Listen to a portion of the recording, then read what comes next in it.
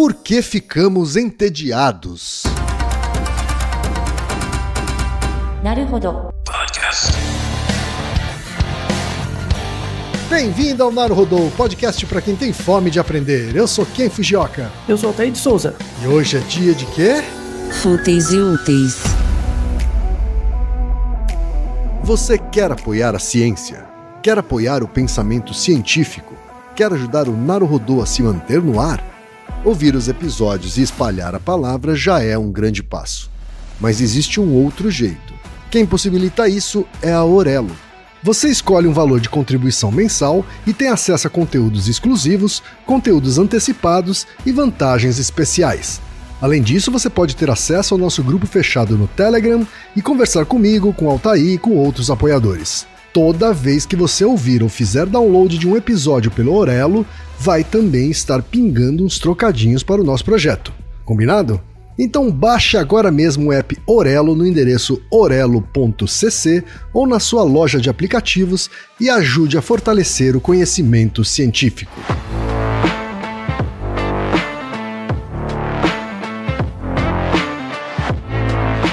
E chegamos ao momento Alura. Querido ouvinte, querido ouvinte. Você quer dar um verdadeiro mergulho no mundo da tecnologia? Migrar para uma nova carreira?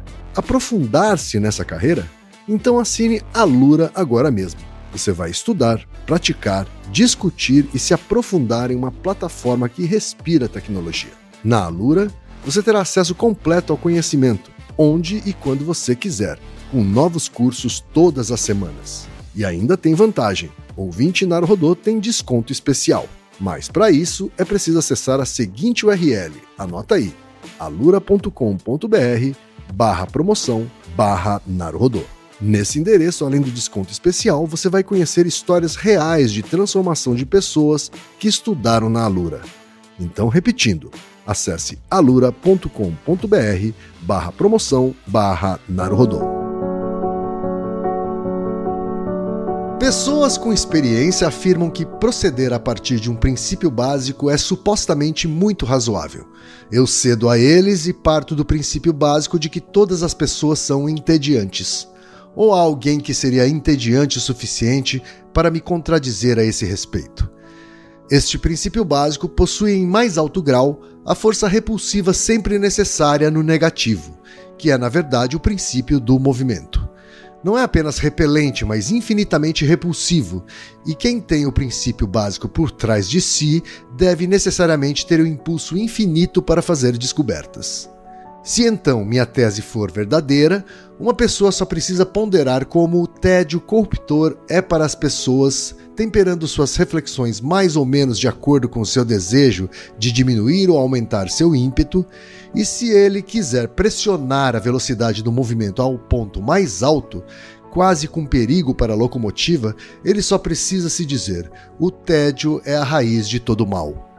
É muito curioso que o tédio, que em si tem uma natureza tão calma e serena, possa ter tamanha capacidade de iniciar o movimento.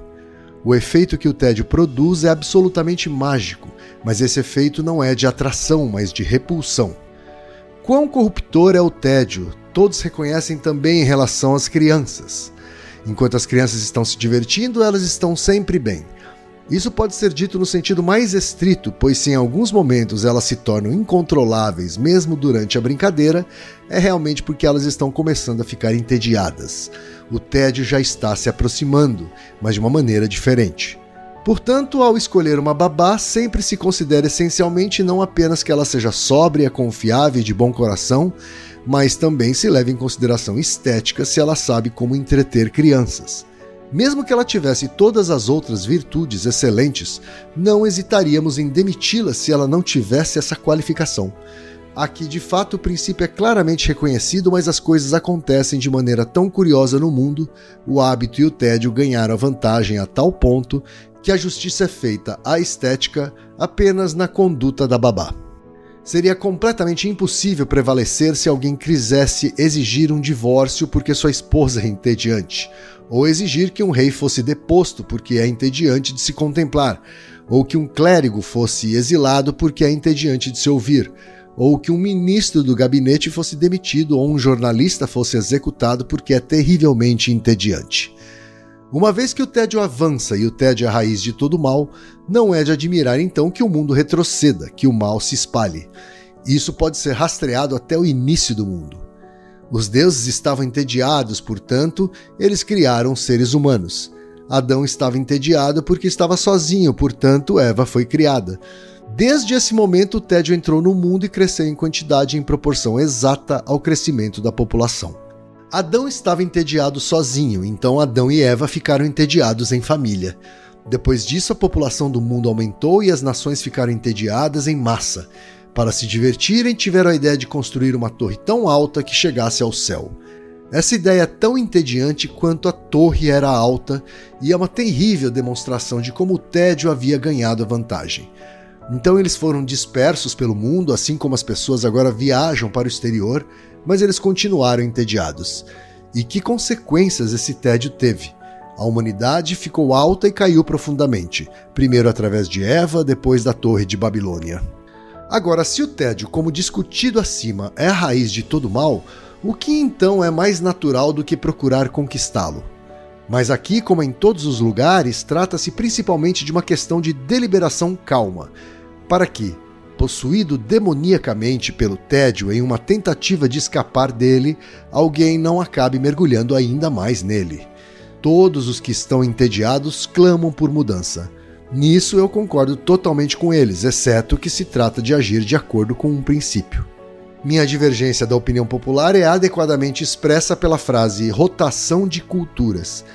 Pode parecer haver uma ambiguidade nesta frase, e se eu tivesse que encontrar espaço nessa frase para uma designação do método ordinário, teria que dizer que a rotação de culturas consiste em mudar continuamente o solo.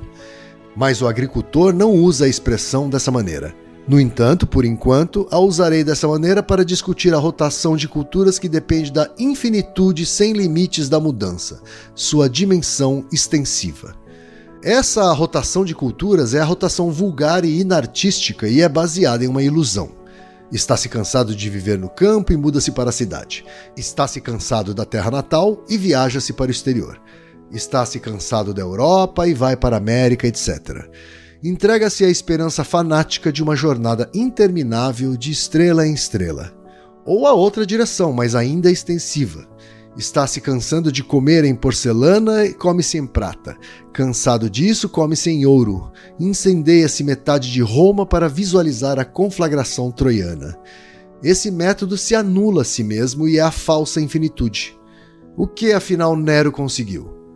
Não, então o imperador Antonino era mais sábio, ele diz: você pode começar uma nova vida, apenas veja as coisas com frescor como costumava ver. Nisso consiste a nova vida. O método que proponho não consiste em mudar o solo, mas como na rotação adequada de culturas, consiste em mudar o método de cultivo e os tipos de culturas. Aqui está imediatamente o princípio da limitação, o único princípio salvador no mundo. Quanto mais uma pessoa se limita, mais engenhoso ela se torna.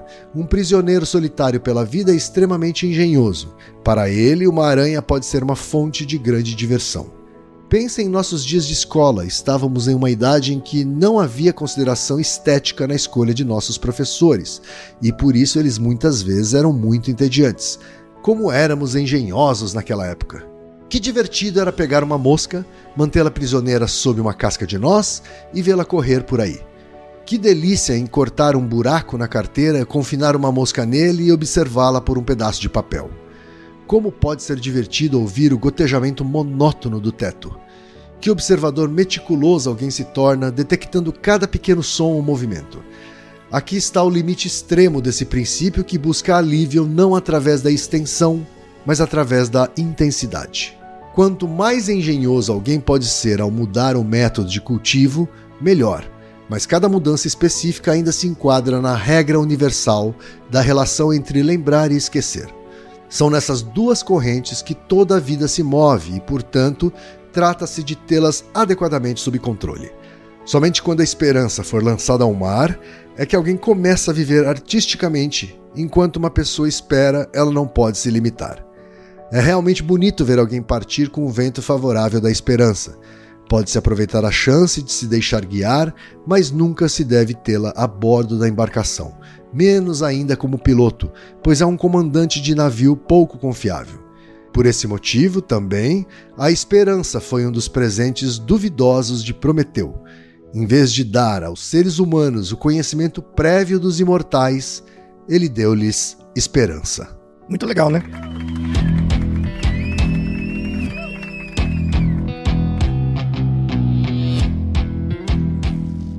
Altair, antes dos e-mails dos ouvintes, porque temos pergunta de ouvintes, acabamos de ouvir aqui um texto de Kierkegaard.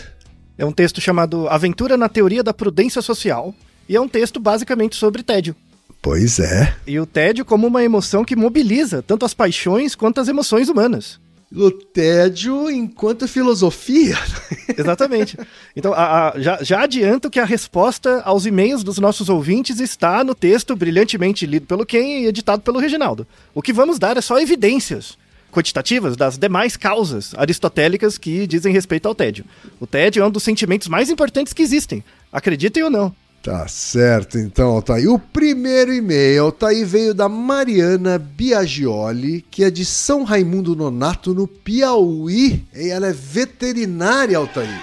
E ela diz o seguinte: gostaria de ouvi-los falando sobre o tédio e as 4 causas de Aristóteles. Acontece que nos mudamos para o interior do Piauí e por aqui não tem nada de diversão e lazer, ou pelo menos não o que estávamos acostumados a chamar de lazer, como shopping, restaurantes, cinema, clube, etc.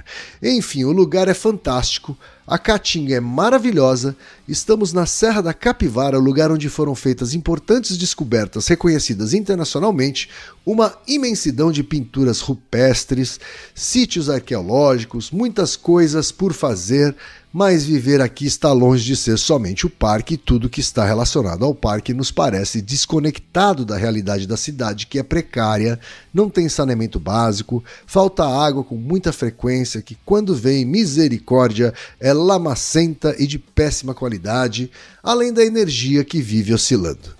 Nos flagramos entediados com certa frequência. Divertido é ouvi-los e seria interessantíssimo se destrinchassem o tédio.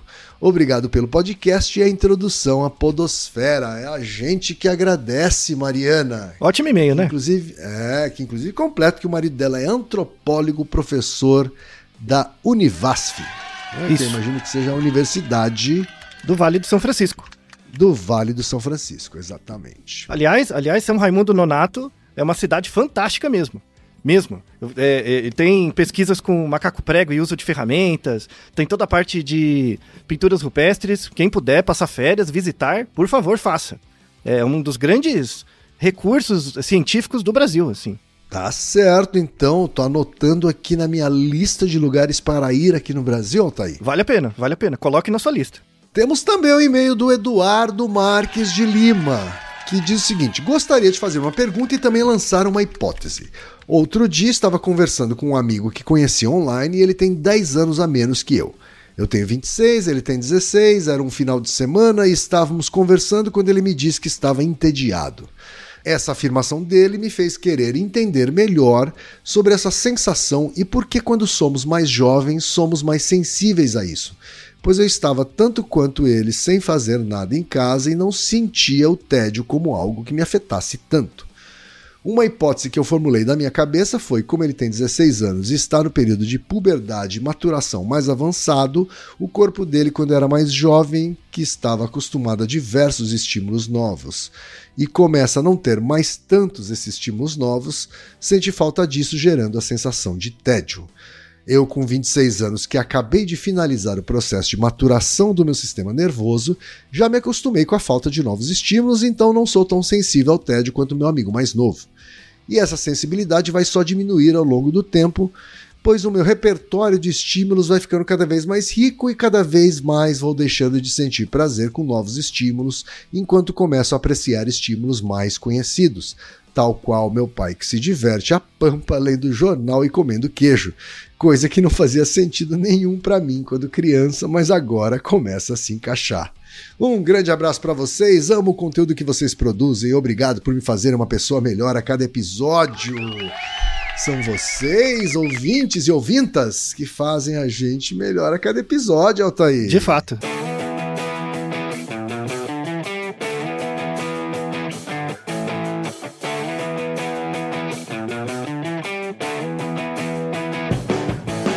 Mas afinal de contas, a ciência tem alguma coisa a dizer sobre o tédio, Altair? Começamos pela filosofia, né?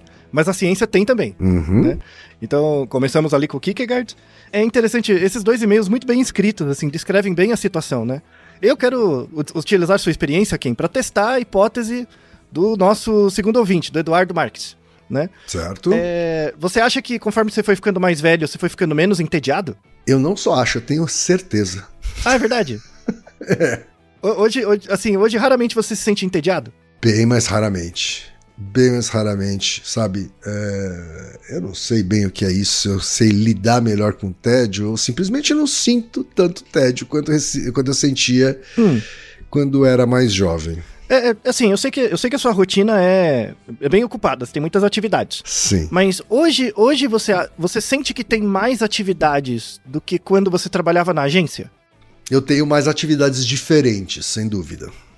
Mais atividades diferentes. Mas ali na agência você tinha mais tempo das mesmas coisas. Exato. E agora você tem menos tempo de várias coisas. Correto. Então na época de agência você se sentia mais entediado? Nas reuniões, no dia? Mais entediado que hoje, sim. Mas menos entediado do quando eu era mais jovem. Que só tinha escola, assim. Só tinha escola. Não, até mesmo quando eu trabalhava ainda jovem, eu acho que eu me sentia entediado mais comumente, assim, mais regularmente. Então, o Kierkegaard descreve muito bem, daí a escolha desse texto, que é fantástico, né? O texto inteiro, esse só foi um excerto do texto, né, do Kierkegaard, a aventura na teoria da prudência social. O texto inteiro está na descrição, quem quiser ler, vale muito a pena, é um texto bem fluido, interessante e tal, né? O Kierkegaard é um filósofo, um dos iniciadores da filosofia existencialista, então ele estudava muito a ideia do... Qual que é a sua função do mundo, né? A função do mundo, qual o motivo da existência, né? Não um motivo a priori, né? Mas um motivo a posteriori mesmo. Dado que você existe no mundo, qual que é o sentido da vida? E aí ele tem várias reflexões sobre isso, livros, textos, coisas assim.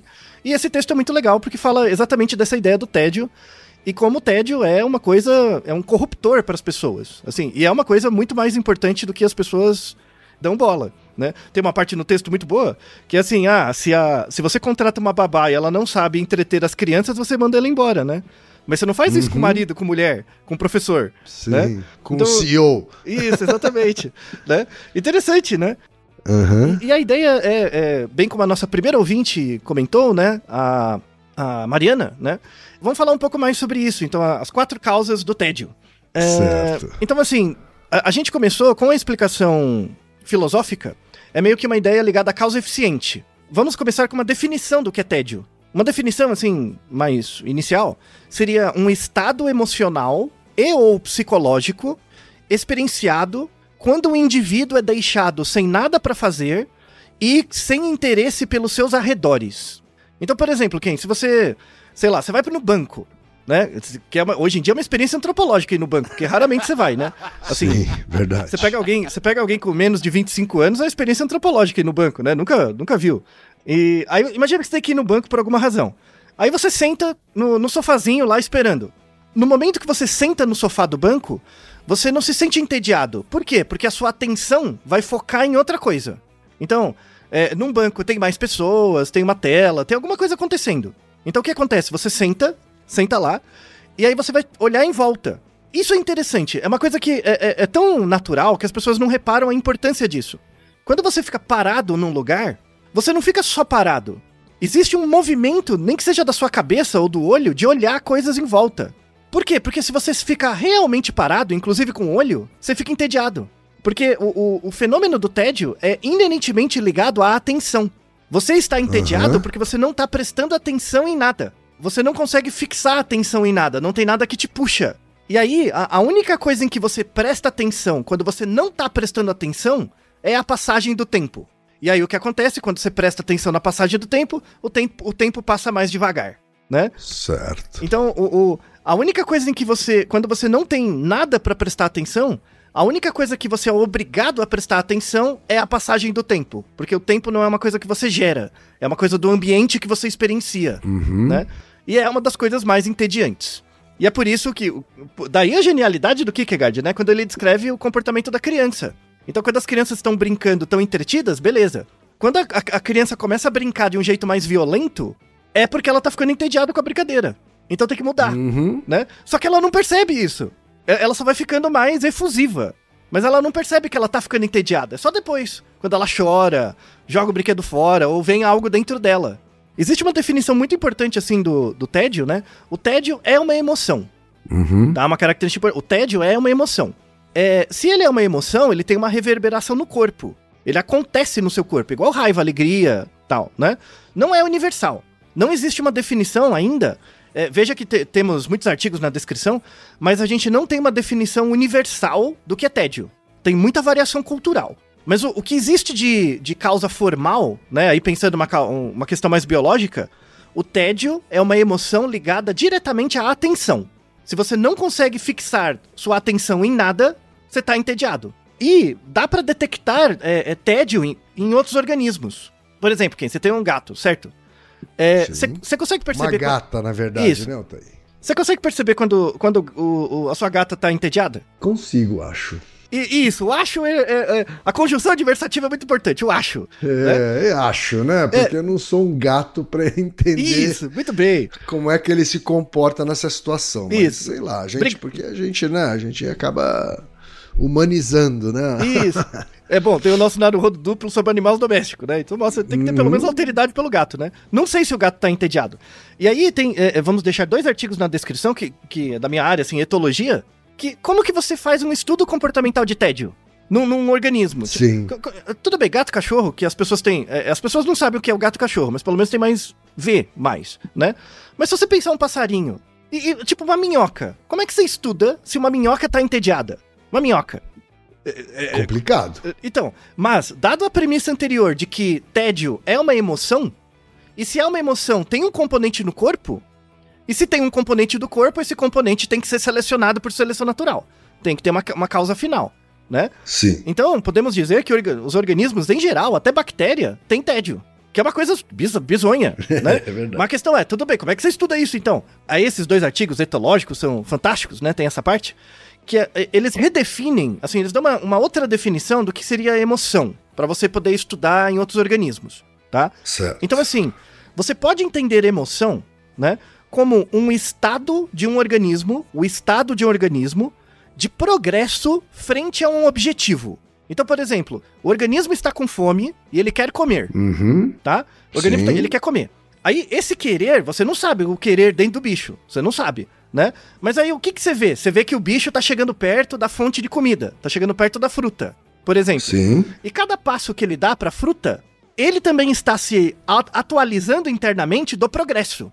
Então, tem lá uma fruta, a cada passo que o bicho dá, ele também percebe que ele tá chegando cada vez mais perto do objetivo dele, que é pegar a fruta. Certo. Tudo bem? Tá? Então, existe internamente, nos sistemas biológicos, entre aspas, um medidor do progresso do organismo frente a um objetivo, né?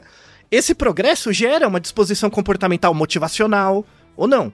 Então, conforme ele vai chegando perto da fonte de alimento, isso vai gerando mudanças dentro dele. Então, a fome vai ficando maior, tem vários displays comportamentais. Então, quando você pensa o seu gato, por exemplo, como é que você sabe se o gato tá com fome? Se ele estiver parado, você não sabe, né? Sim. Mas se você vê ele se aproximando da fonte de comida, né? Quanto mais ele se aproxima, se você perceber com bastante cuidado, cada vez que ele se aproxima mais comportamentos ligados à alimentação vai aparecer. Ele começa a salivar, a pupila dilata, né? No caso do gato, da minha gata, ela começa a miar mesmo. Isso, então. A miar e caminhar em direção ao pratinho de comida. Isso, então, de novo, a fome existe dentro dela? Você não sabe. Você só sabe quando tem esses displays comportamentais, né? Sim. E esses displays são emocionais. São porque está no corpo. né? Sim, Aí, assim, como é que você classifica, por exemplo, emoções? Então, né, em outros organismos. Então, por exemplo, o organismo tá com fome, ele começa a emitir vários comportamentos para chegar na comida. Aí imagina que ele chegou na comida e comeu. Então teve um sucesso no objetivo dele. Sim. Pelo fato dele ter sucesso no objetivo, então, ele tem um comportamento planejado para um fim, para um objetivo, ele chegou lá e deu certo. Então você pode assumir que aquele organismo está alegre. Não porque ele sente a alegria do mesmo jeito que você, não é isso. Mas porque o objetivo foi cumprido. É que o organismo, um gato, cachorro, lagarto, qualquer coisa, ele não precisa nomear, ele não precisa transformar em linguagem para sentir a emoção. Ele só tem esse estado de completude, né? Isso seria a alegria, entre aspas, tá? Lembrando que uma minhoca, um cachorro e um gato não sente alegria igual você sente, porque você simboliza. Ele não precisa simbolizar para isso. Sim. Então, de novo, alteridade. Empatia a gente não tem, tá? O que seria raiva? Por exemplo, é quando... Imagina que o organismo vai lá pegar comida, só que ele repara que tá muito alto. Então ele não consegue pegar, né? Ou seja, não cumpriu o objetivo, ficou com raiva, né? Então, a raiva... Aí o que você vai perceber? O organismo vai ficar lá meio inquieto, sabe? Ele tem comportamentos ligados ao fato dele tentar um objetivo e não conseguir. Você deve saber isso do gato também, né? Você vai lá, quando você vê, não deu certo. Aí o gato fica lá inconformado, frustrado, o que quer que seja, tá? Você, como tutor do gato, você vê ele muito, você deve saber, né? Situações em que isso acontece, tá? Por observação, sim, tá? Só que qual que é a diferença, por exemplo, entre raiva e tristeza, né? A raiva é quando o organismo vai tentar cumprir o objetivo, mas ele falha, né? Tá muito alto, não deu certo, mas ele tem uma nova chance. Então, assim... Eu quero comer, tá muito alto, mas eu tenho uma nova chance de tentar. Aí eu fico pulando. E aí quanto mais você pula, mais raiva você fica, né? Sim. O que seria o triste? O triste é quando você vai tentar cumprir o objetivo, você não consegue e não vai ter outra chance. Você não vai ter outra chance. E aí se você olha o organismo, ele emite outros tipos de comportamento. Quando ele erra, mas pode tentar mais, e quando ele erra e não vai ter acesso mais. E aí a tristeza, no caso, né, que é você tentar o objetivo, falhar e não poder mais recuperar aquilo que você tentou, pode levar a um estado de ansiedade, que às vezes você entra em ameaça, tipo você tá com fome, e aí a fome começa a te afetar, tá? Sim. Então, por que eu tô explicando tudo isso? Tudo isso é pra mostrar que é totalmente possível estudar emoções em outros organismos, por mais simples que eles sejam, desde que você consiga observar os comportamentos relacionados com o objetivo, tá? O tédio é mais um desses. Então, o que seria o tédio, né? O tédio, ele é uma emoção, ele é um sistema, né, comportamental, tá? É um sistema comportamental que sinaliza pro organismo quando ele deve mudar o objetivo dele. Esse é o ponto, tá? Então, por exemplo, você tá com fome. Então, dentro de você, é como se tivesse um dimmer. Ah, tô com pouca fome, tô com muita fome. Então, você se automonitora, né? Certo. Ficar feliz, ficar alegre, ficar com raiva, ficar triste é em relação ao resultado daquilo que você quer fazer, do objetivo, tá? O que seria o tédio? O tédio é uma autoavaliação do objetivo. Então, eu quero comer. Imagina uma situação que eu já comi tanto uma certa coisa que eu entrei em saciedade. Eu não quero mais comer, então eu tenho que ter uma sinalização de que tá bom. Essa sinalização que é, ó, agora você comeu, muda de objetivo. Comer se tornou tedioso, tá? O tédio é um tipo de saciedade. Saciedade das coisas, tá? Quer dizer, então você tá dizendo que o tédio é uma coisa que vem e vai. O tempo todo. É igual fome. Por isso o Kierkegaard fala no texto sobre lembrar e esquecer. Isso, exatamente. É uma coisa que vem e vai, né? E exatamente por quando ela vem, né? E pelo tédio ser uma experiência negativa, ela puxa a sua atenção. Ó, você tá aí muito tempo parado sem fazer nada. Vamos prestar atenção em outra coisa? O tédio é um drive comportamental pra te orientar pra isso. Pra trocar de objetivo. Sim. Pra você não cair na inação, na anomia. Dada essa explicação, né? Dá pra entender por que a Mariana, né? E o seu marido sentem esse tipo de tédio, né? Quando você tá lá na cidade, que tem muitas coisas. Tem lá o parque, tem muitas coisas legais pra fazer. Mas mesmo assim sentem tédio. Por quê? Porque o objetivo último deles, quando eles moravam em outro lugar, onde quer que seja, era tipo, o que a gente vai fazer pra se divertir? Tem o restaurante, tem o shopping, tem o que quer que seja. Então, esses são fins. É igual o seu gato lá pegando a comida, né? É o fim. Só que o que acontece? Você pega o pratinho de comida e coloca em outro lugar, que o gato não tem mais acesso. É igual eles viajando lá pro Piauí, não tem mais acesso ao shopping, ao restaurante e tal. Aí o que gera em você? Vai gerar raiva? Não, mas vai gerar tristeza. E vai gerar essa sensação, né? Assim, eu fico muito contente que a nossa ouvinte, a Mariana, mandou o e-mail pra gente. Porque se ela não tivesse mandado, ela teria paralisado na tristeza, né? Verdade. Teria paralisado na tristeza, que é a sensação de você não ter o fim, que você objetiva, né? E não vai ter acesso a ele de novo, né? Então você cai na tristeza. Dá uma sensação de que se a gente não fizer algo com intencionalidade, a gente vai ficar entediado durante um bom tempo. Isso. E de novo, a questão é o objetivo. Então, você fica lá no Piauí, tal, que tem coisas que você... Tem um monte de coisa pra fazer lá, né? Mas não tem as coisas que eu estava acostumado a fazer. Então, se eu sou invadido pelo tédio, o tédio é uma orientação interna pra mudar de objetivo, né? Então assim, o que tem que acontecer aqui, né? No caso da Mariana, e aí entra na causa material não, na causa eficiente, é reavaliar os objetivos, né? Então, será que vale a pena dar o meu comportamento para os objetivos presentes nesse ambiente em que a gente está, né? Ou seja, ou eu reformato minha vida para outros objetivos, ou eu mudo de lugar e tento buscar os objetivos que eu tinha antes, né? Esse é o trade-off. E não tem um resultado bom, sabe? Que é a estratégia que o Kierkegaard coloca, que é isso que quem leu muito bem, que é a ideia da rotação de culturas. Essa é uma metáfora fantástica. Que é uma coisa que ele traz do mundo da agricultura. Da agricultura mesmo, isso. O Kierkegaard, ele era filósofo e teólogo. Bom, deu pra ver que ele faz muitas referências à Bíblia, coisas do tipo, mas essa parte existencial, ele usa muitas referências de coisas da natureza pra ilustrar, assim. Tá. Aí ele é muito interessante que ele fala que tem 2 sentidos da existência. 2 sentidos existenciais. Tem um que ele chama de intensivo ou artístico, ou extensivo e não artístico.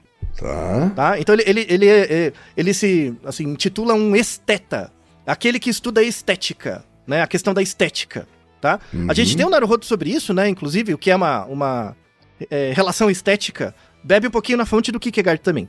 Então tem esses 2 jeitos de existir, o jeito extensivo e o intensivo. E aí qual a característica de cada um deles? Aí ele associa com a agricultura. O jeito extensivo ou inartístico, né? Não artístico, é quando a pessoa ela é invadida pelo tédio, tá? Então, o tédio não é ligado à atenção.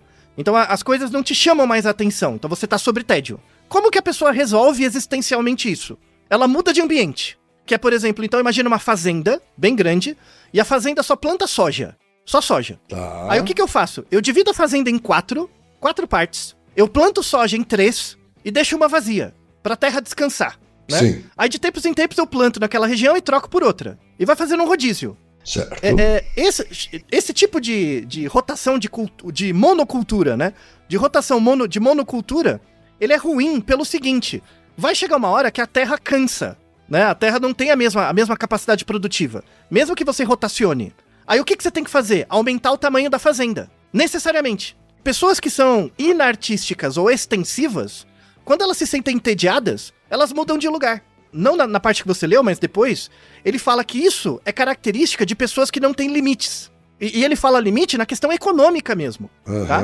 Então, por exemplo, quando você tem muito dinheiro, você fica entediado de viajar pra Paris. Aí você começa a viajar pra vários lugares, né? Pelo tédio. Sim. É o tédio que motiva isso. E é um tédio extensivo, né? Você quer ocupar cada vez mais espaços do mundo para fazer exatamente a mesma coisa. A monocultura. Agora a gente entende, por exemplo, uma das motivações pelo qual um coitado e os outros 4 caras lá, eu não sei se era 3 ou 4 agora, se enfia dentro de uma lata de sardinha e entra 15 mil metros pra baixo do mar. Não é verdade? Né? Pois é. Ou seja, é a mesma experiência estética, né? Mas inartística, que não é relacionada com arte, reproduzida de vários jeitos. Aí você vai lá. Exatamente por isso que você sobe o Everest, tem uma fila de pessoas. Ou você vai no fundo do mar e se explode, deve ter fila, deve ter gente tentando também, ainda. Que é o povo sentado no dinheiro.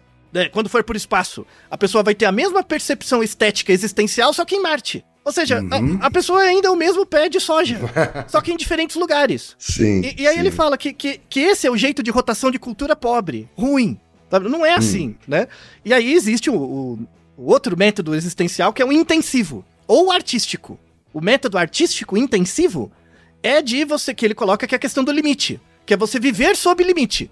Que aí ele fala, a fazenda é a mesma, você divide em 4, só que ao invés de plantar uma coisa só, você vai plantar diferentes produtos. É uma policultura, né? Sim. E você vai revezando os produtos dentro da mesma região. E aí ele dá 2 exemplos ótimos, que é, por exemplo, o prisioneiro brincando com uma mosca, né? Sim. É só uma mosca.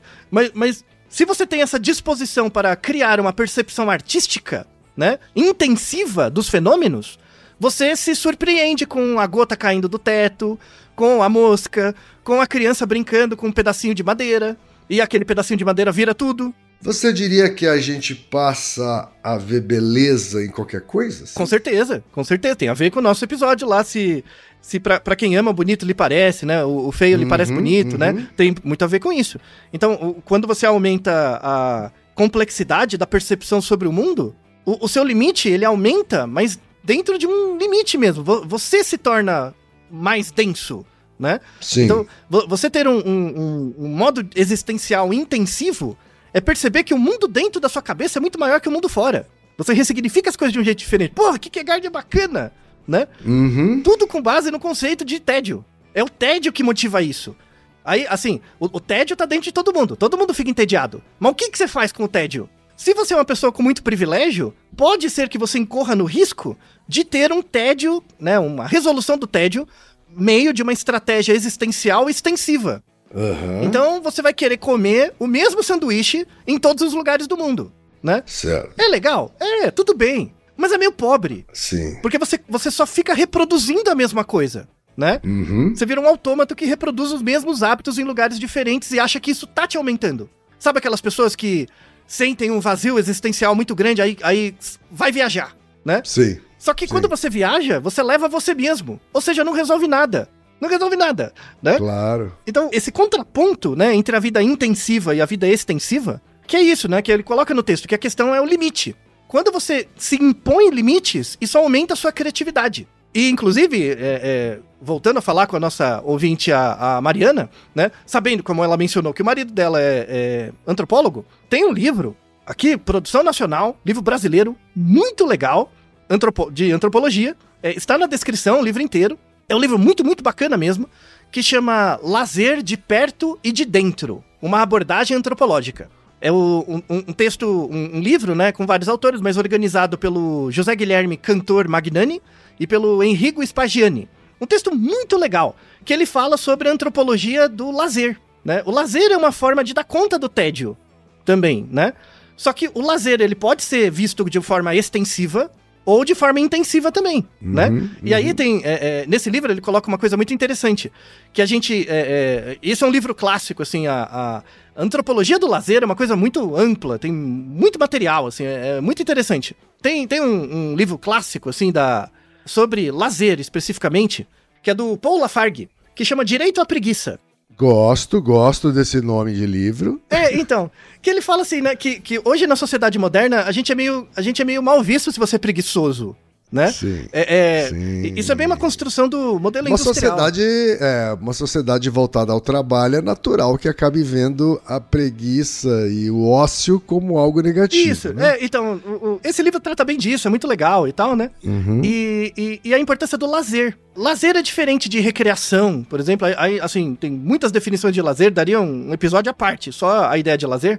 Mas o ponto agora que a gente percebeu que o tédio, ele é uma emoção, ele é selecionado evolutivamente. Por quê? Porque se o tédio é um sistema comportamental para te mostrar o progresso frente ao seu interesse para um objetivo, e é o que gera insatisfação para você mudar de objetivo, né? Ver interesse, ver atenção em outra coisa, é muito importante para a sobrevivência, né? Sim. Tá? É diferente, por exemplo, do medo, né? Eu vejo um predador, eu fujo. É diferente. Sim. Mas o tédio também é importante para você mudar, né, de estratégia comportamental, não ficar girando em falso, né? Então, é adaptativo, é muito importante. Então, é palpável mesmo, o tédio é palpável, né? Ele mobiliza muita coisa, muito mais do que as pessoas acham. E tédio é diferente de apatia, que é diferente de depressão. Então, assim, a apatia e depressão poderia ser visto como um estado de tédio sustentado por muito tempo. Então, é um efeito, né? Então, se você vive uma vida muito entediante, pode ser que você fique apático. Então, o tédio é algo legal, é um traço que varia, né? É um dimmer, que aumenta e diminui. A apatia não, é um estado. A depressão é mais um estado. Pode ser o resultado do tédio, mas não é o tédio, não é sinônimo, nem nada a ver, tá? Certo. E aí, tudo bem, no caso da nossa ouvinte lá, que foi morar numa outra cidade, que é muito legal, mas não tem, tipo, eu mesmo assim eu me sinto entediado.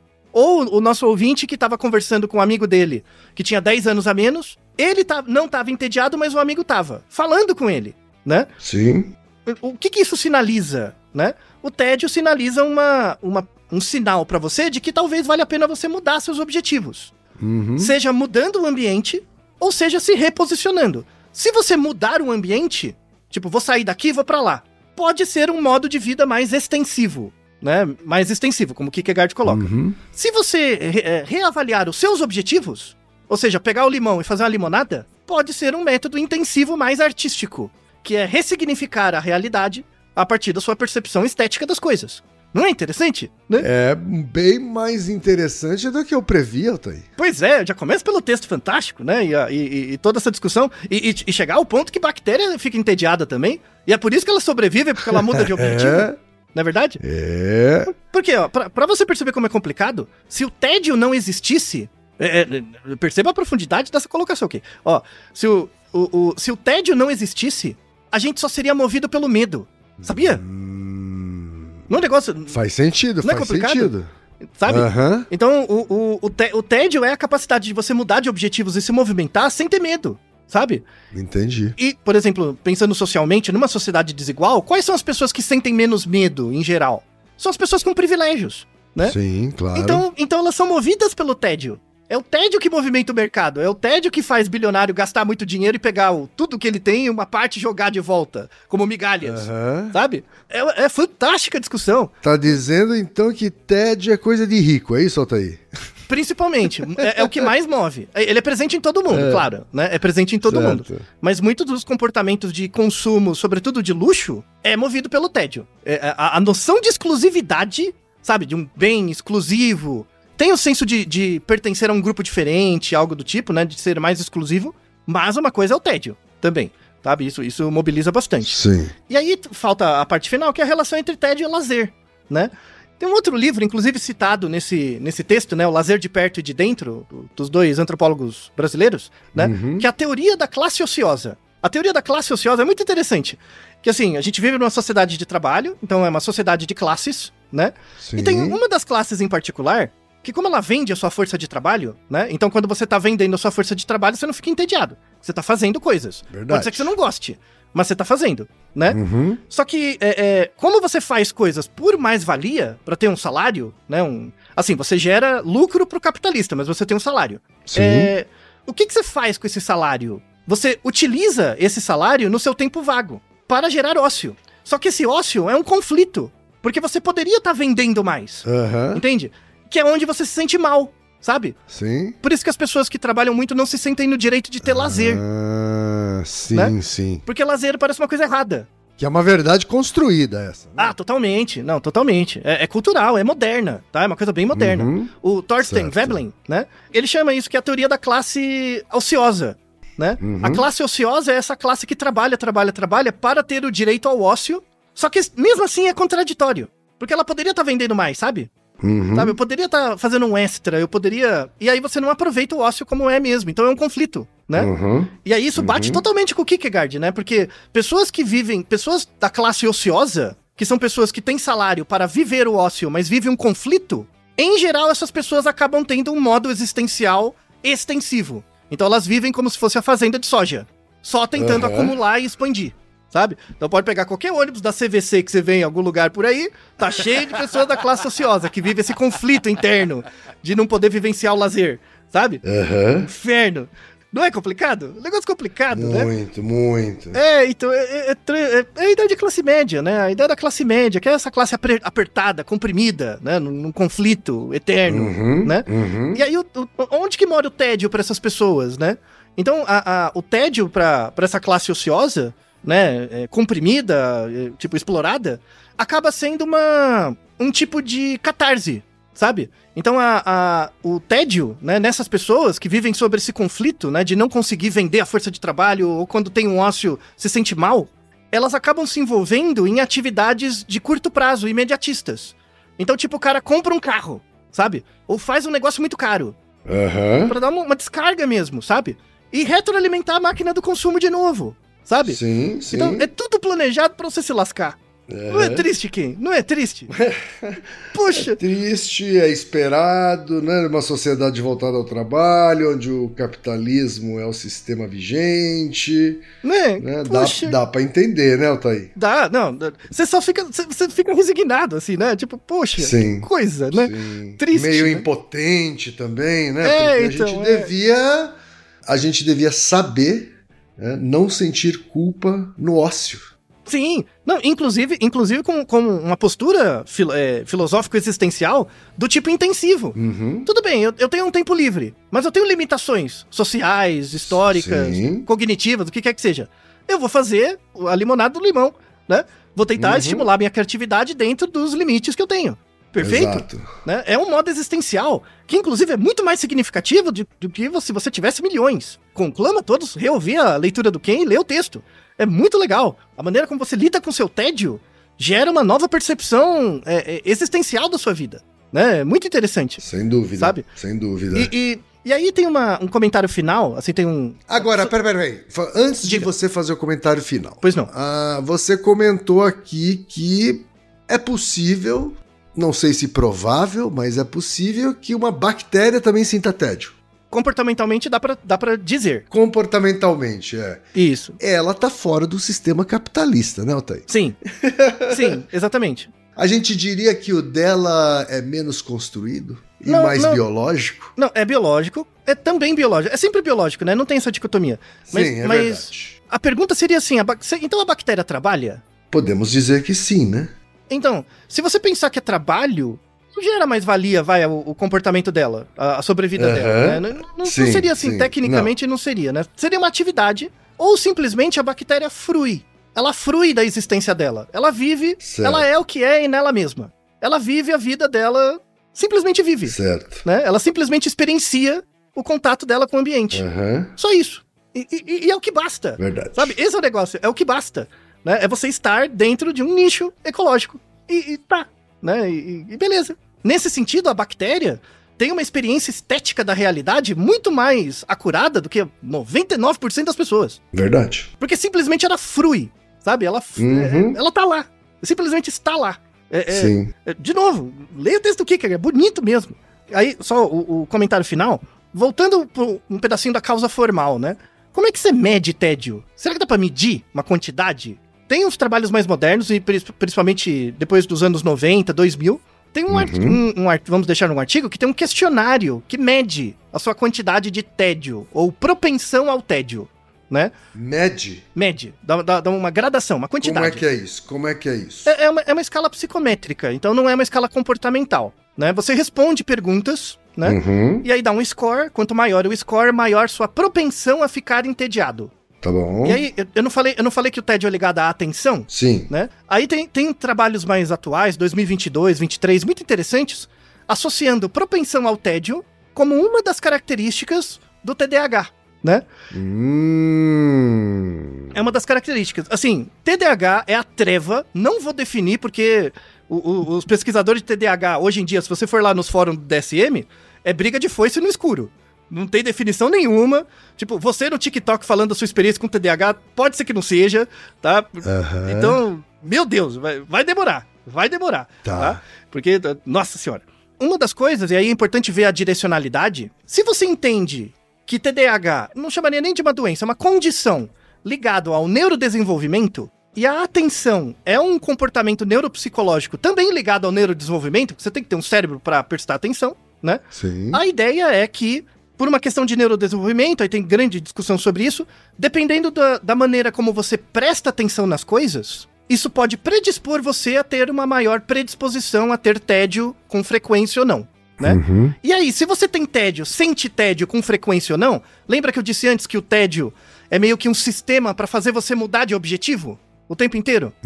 Então imagina, se o seu cérebro não tem tanta capacidade de prestar atenção, de fixar a atenção, logo você fica entediado o tempo inteiro, porque a única coisa que você percebe é o tempo, né? Certo. E esse tédio diz pra você, muda de objetivo.